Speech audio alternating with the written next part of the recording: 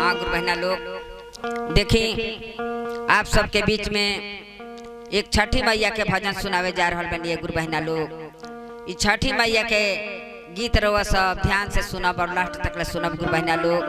आ सुन के कमेंट में हर हर महादेव जरूर लिखा सब ये गुरु बहना लोग। हमरा आशा ना पूरा विश्वास बा कि छठी मैया के ये गीत रवा सबके बहुत पसंद आई।